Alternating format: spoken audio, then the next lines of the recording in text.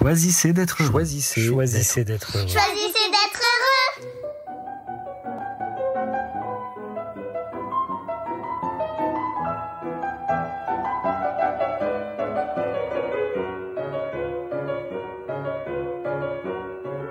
Conclure positivement. Au restaurant ce soir.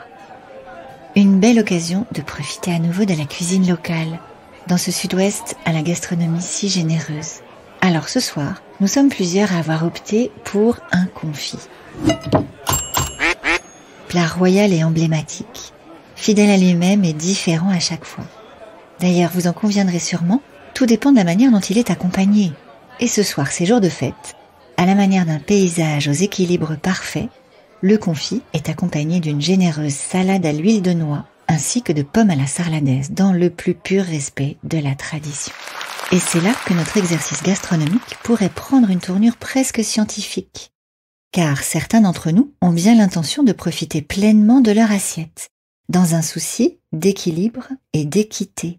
La question est donc d'organiser chaque bouchée avec un peu de chacun des ingrédients. Un peu de salade, ni trop ni trop peu, avec un peu de pommes de terre, juste assez pour accompagner la saveur du confit. Et plus le repas avance, plus nos travaux pratiques tournent à l'acrobatie. Il faut qu'il reste assez de salade et assez de pommes de terre pour accompagner les meilleurs morceaux de confit qu'on a comme de juste gardés pour la fin. Avouez que vous aussi, ça vous arrive de vous retrouver empêtré dans ce genre de considération. Mi-amusé, mi-affligé, de transformer un temps qui se veut convivial en exercice de géométrie qu'il conviendrait de réussir. Parce que bien sûr, garder la meilleure bouchée pour la fin, c'est une chose extrêmement importante. Restez sur le meilleur, et non pas sur les détails qui fâchent. Comme à la fin d'un grand week-end entre amis, d'une semaine de vacances ou encore d'une rencontre sportive. Exemple universel et universellement revisité. Encore que ça demande parfois un peu de discipline en fait. Difficile de faire abstraction d'un geste ou d'une phrase malheureuse sur le terrain, qui viendra sûrement occulter toutes les belles actions, les intentions louables et les gestes de bravoure. Choisir de ne garder que le meilleur. Tamiser un peu plus fin pour choisir ce que l'on va emporter avec soi. C'est sûrement un peu ce que l'on fait également à la fin d'une session de méditation, lorsqu'on s'accorde cette fameuse minute de recentrage, un temps bonus, une minute en silence, pour revenir à l'essentiel de tous les paysages que l'on vient de traverser. Avec quoi est-ce que je repars finalement? Et qu'est-ce que je sais maintenant? Un chapitre s'achève afin qu'une nouvelle histoire puisse s'ouvrir, enrichie des enseignements du chapitre précédent. Qu'est-ce que je pourrais bien en faire de beau, de bon, de grand, d'utile et d'agréable?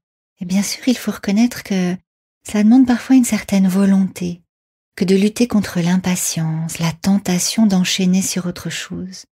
Ce serait tellement facile d'écourter ma séance de méditation pour céder à tout ce qui m'appelle bien malgré moi, tout ce qui me semble plus important et tellement urgent à cet instant. Rouvrir mon ordinateur pour lire mes messages, gérer la logistique domestique, alimenter ma to-do list, finir mon livre et finalement, quel luxe que de s'accorder cet espace de conclusion, prendre le temps de conclure pour soi et d'emplir ses yeux du meilleur de la vie pour l'emmener avec soi. Choisir sur quoi finir. Un peu comme lorsque l'on quitte à regret un magnifique point de vue que l'on vient de contempler. S'accorder un dernier tour d'horizon du haut de la montagne avant d'amorcer la descente vers la vallée. Dernier regard vers la scène alors que l'on quitte la salle de spectacle encore tout ébloui. Dernier regard vers la mer au dernier jour des vacances. Non pas tant avec tristesse, mais plutôt avec sagesse. Avec la conscience sereine de partir les yeux et le cœur pleins, nourris de lumière, portés par la beauté de ce que l'on choisit d'emporter avec soi. Dépasser ces petites contrariétés pour faire la liste des cadeaux reçus, des grands bonheurs que l'on n'aurait même pas osé imaginer. Alors cette semaine, lorsque vous vous surprendrez à vous hâter de terminer une chose pour en démarrer une autre, de quitter un endroit pour un autre, une histoire pour une autre, en étant déjà dans la suite. Accordez-vous juste un instant, une pensée de gratitude, un espace de temps suspendu, tremplin précieux vers votre chapitre suivant. Belle journée à vous et choisissez d'être heureux.